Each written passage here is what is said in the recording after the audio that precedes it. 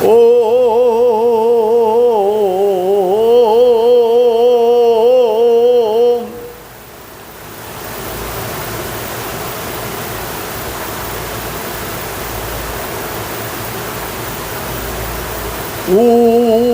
ऊर्ध्वशुंडम अधःशुंडम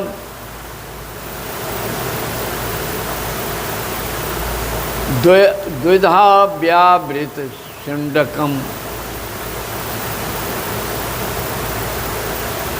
सर्ग विसर्ग समानीतम सर्ग विसर्ग समाधीशम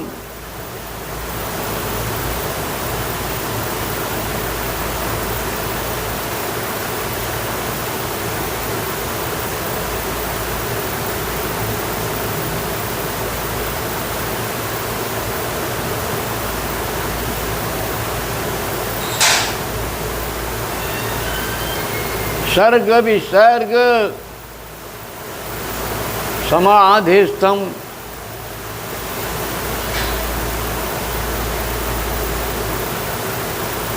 विनायकम प्रणमाम्यहम्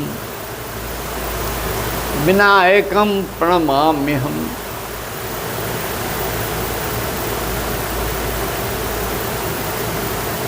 ये ओंकार की वंदना है।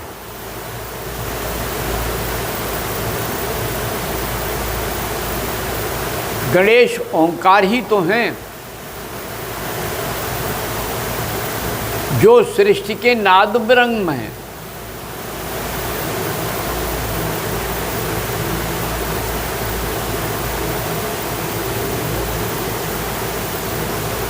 नाभि तत्व से जब हम दबाते हैं तो डकार निकलती है, और जब डकार निकलती है तो ओम निकलता ही है।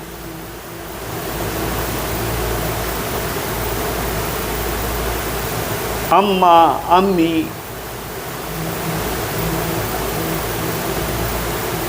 सब ओम के ही पर्यायवाची हैं।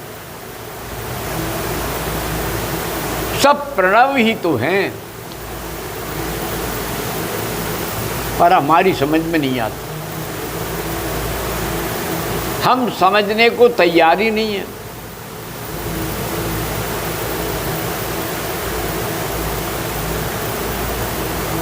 और अगर थोड़ा बहुत समझने का प्रयास करें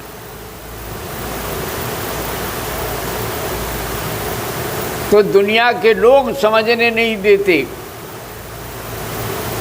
मेरा तेरा डाल करके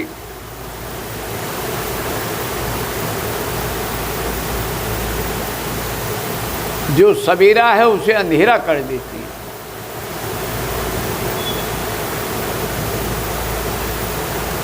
अपने अपने मन ही मन कहानी गढ़ते हैं। जो सीधा सरल बेवकूफ है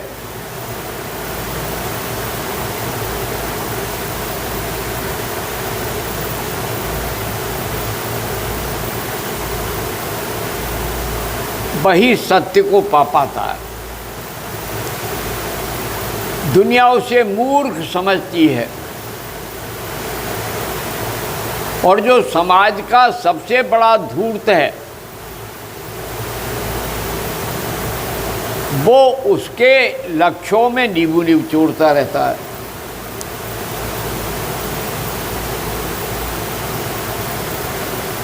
तो जब हम समाधि की प्रक्रिया में जाते हैं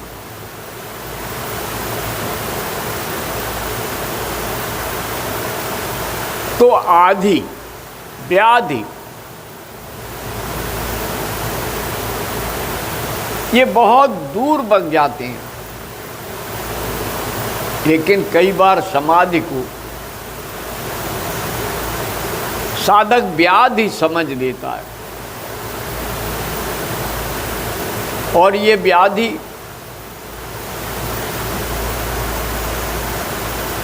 शारीरिक कष्ट लगने लगती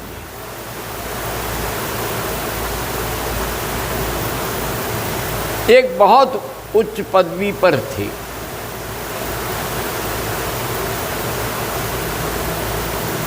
मेरी उनसे भेंट हो गई। भाई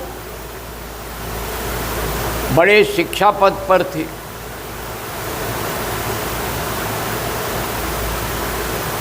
और बड़े ऊंचे नेता के बहुत नज़दीक भी थी। वो उनकी ईमानदारी का सम्मान करते।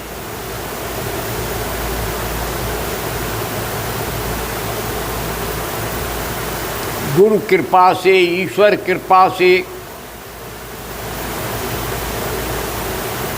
वो कई बार नीम करौली बाबा के यहाँ चले गए थे।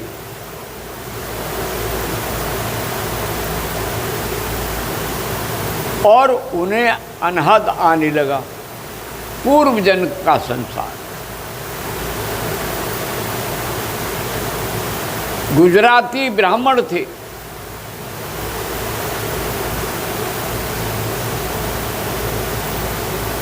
नाम लेना अब उचित नहीं है।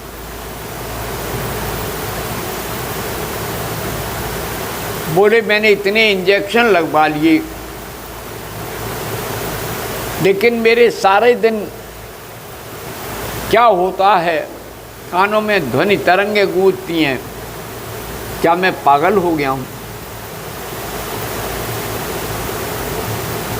अरे भैया, उनको कहाँ मालूम था कि ईश्वर की अनंत की अनहद को सुन रहे हैं। मैंने उन्हें सहज में बताया।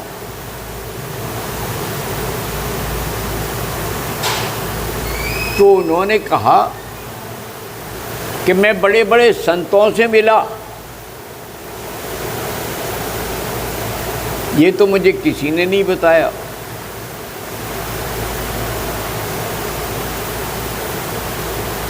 मैंने कहा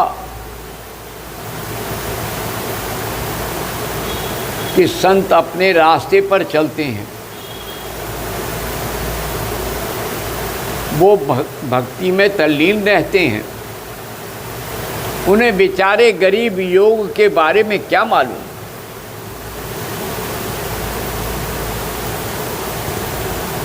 तो ये शक्तिपात, ये कुंडली जागरण, ये महायोग,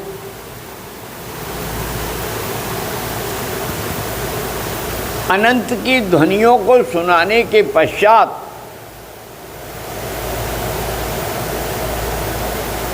या तो पहले धुरियां आती हैं या प्रकाश आ जाता है, तो अखंड चेतना जमा बना देती हैं।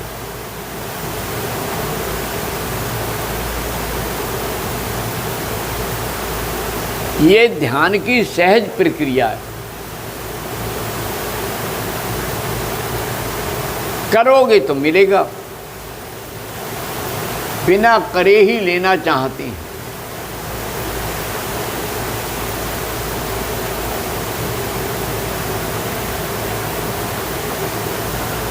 हम अखंड शांति की तलाश करते हैं, लेकिन जीवन तो खंड खंड है। कभी तमोगुण में रहते हैं, कभी रजोगुण में रहते हैं, कुछ देर के लिए सतोगुण में रहते हैं।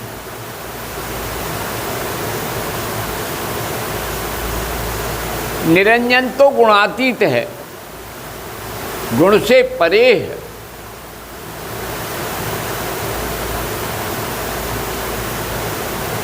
और फिर सहज लागे सहज समाधि, लागे सहज समाधि।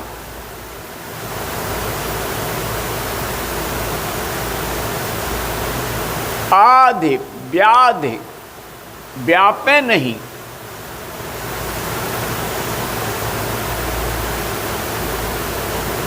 आधि व्याधि व्यापे नहीं।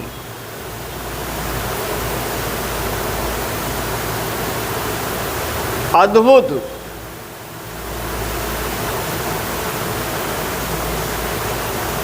अपनी साध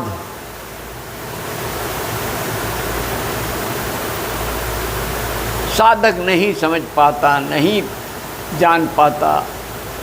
कभी कभी ये संस्कार से मिल जाते हैं, कभी कभी ये कृपा मात्र से मिल जाते हैं, परंतु व्यक्ति अहंकार में इतना डूबा रहता है। सीधे बैठ जाओ यार।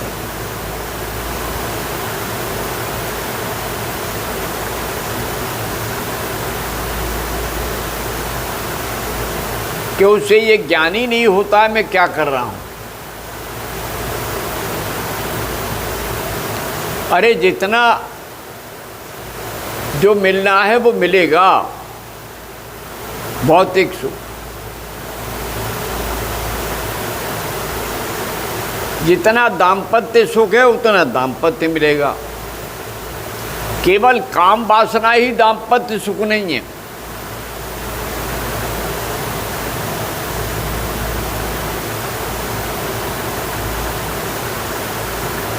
पति पत्नी में प्रेम का संबंध है, वो एक दूसरे के विचार का विरोध करने के बाद एक धरातल पर सहमत हैं।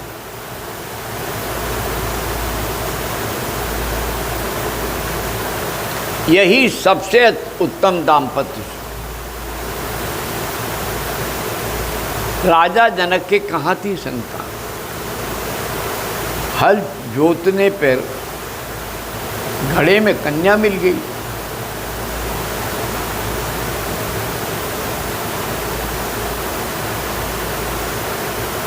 लेकिन उनके दाम्पत्य सुख पर प्रश्न चिन्ह नहीं उठाया जा सकता। दोनों ने कन्या को बड़े प्रेम से पाला। बहुत से लोग हैं संतान विहीन हैं, बड़ा दुखी है।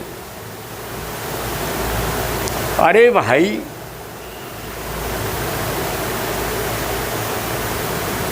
संसार में सबको पुत्र मान लो, पुत्री मान लो, इससे बड़ा सुख और क्या हो सकता है?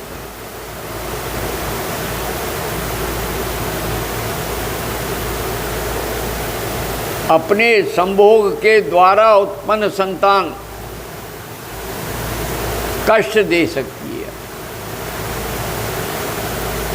परंतु मानसिक संतान, भगवान शिव के दोनों पुत्र मानसिक थे।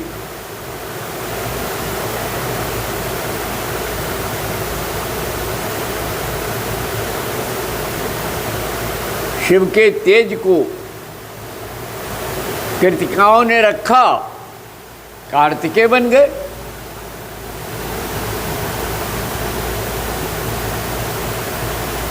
और एक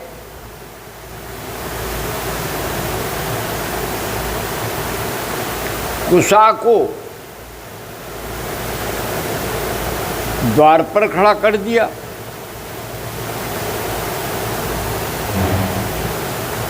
गणेश बन गए। प्राण प्रतिष्ठा,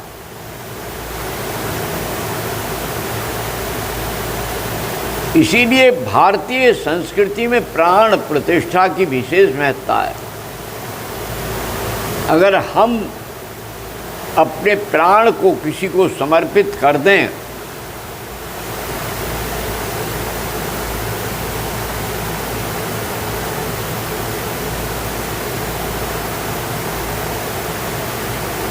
हम अपने शुद्ध चैतन्य को अर्पित कर दें तो पाषाण में चैतन्य आ जाता है और स्पर्श मात्र से जागृत कुंडलिनी। कोई कहे मेरा पिता मुझे कुंडलिनी जागरण का प्राकृतिक अंश दे दे, हाँ, गर्भ में अगर मिल गया है तो जरूर आ जाएगा।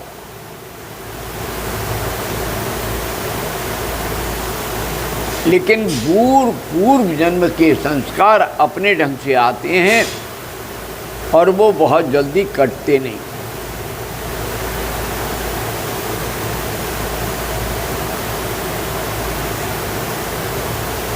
हनुमान जी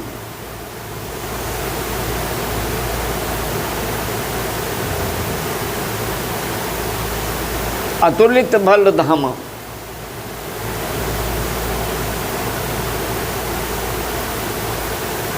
हेम शैलाभ देहम,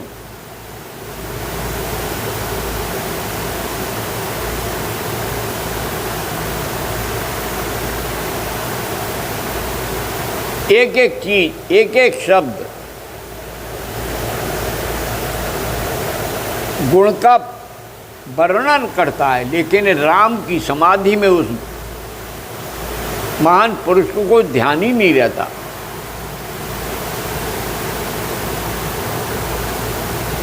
समुद्र के किनारे बैठे हैं,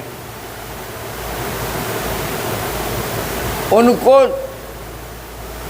जामवंत चैतन्य करते हैं, लेकिन जब राम अयोध्या से जाते हैं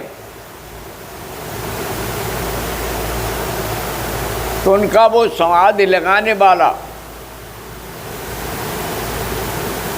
उसी को अयोध्या नगरी का उत्तरदायित्व हनुमान गढ़ी पर उस स्थान को गढ़ बनाते हैं। कहते हैं आज से तुम इस अयोध्या की रक्षा करना।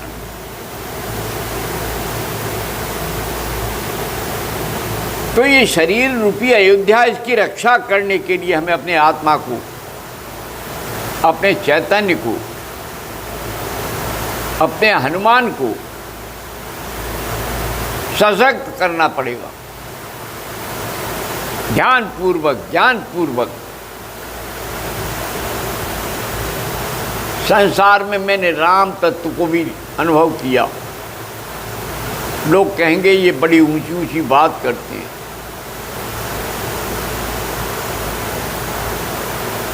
इस मेरे मार्ग में, शक्तिपात में ये सब अनुभव होता है।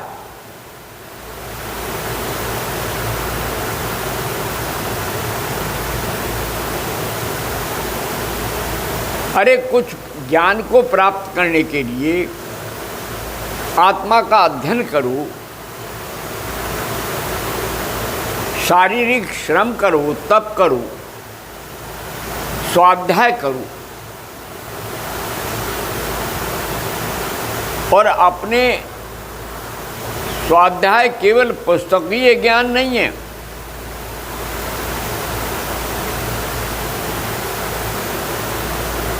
उस शाश्वत सत्य का ज्ञान हो जाने पर सारे पुस्तक अपने आप आकर प्रकट हो जाते हैं। चारों वेद, छह शास्त्र, षड दर्शन और फिर तत्वदर्शी को सारा संसार अपना लगने लगता है।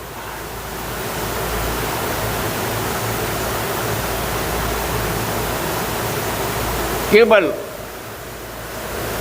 सत्य असत्य में भेद खत्म हो जाता है, समरसता में आ जाता है, समाधिस्थ हो जाता है। इसलिए अपनी अपनी चेतना को ऊर्ध्वगामी करके सत्य के साथ जुड़ो।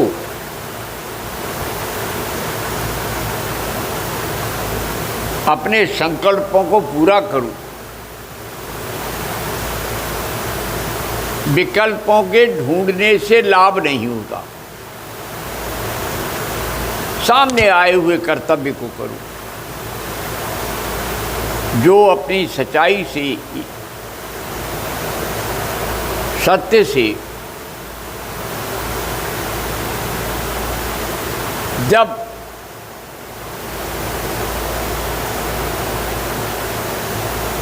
ध्यान में खो जाता है तो ना वो हिंदू रहता है, ना मुसलमान रहता है, ना सिख रहता है, ना ईसाई रहता है, ना पारसी रहता है, ना यहूदी रहता है। वो शुद्ध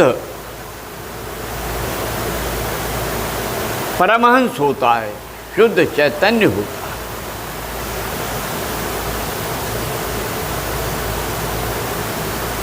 तब उसे कहीं कोई चिंता नहीं।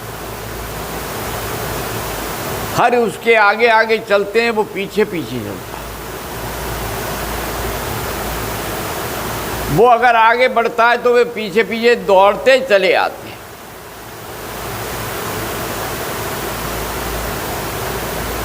केवल मन को ठहराने की बात है, और वो भ्रकुटी का केंद्र है जहां ठहरता है। एक संत कहते थे, ध्यान ध्यान ध्यान, पानी लगाओ ध्यान से करो। जहाँ बैठो वहाँ ध्यान की अनुभूति करो, कर्म को ध्यान पूर्वक करो, तो ज्ञान उदय हो जाए। और तब अनुभव होगा, ब्रह्म सत्यम जगन मिथ्या, ब्रह्म सत्यम जगत सत्यम, ब्रह्म सत्यम जगन सत्यम। जगत भी सत्य लगने लगी, लेकिन बिना हरि के भजन के कुछ नहीं होता। ओम शांति शांति शांति। जय माँ, जय भगवती, जय गुरुदेव। ओम।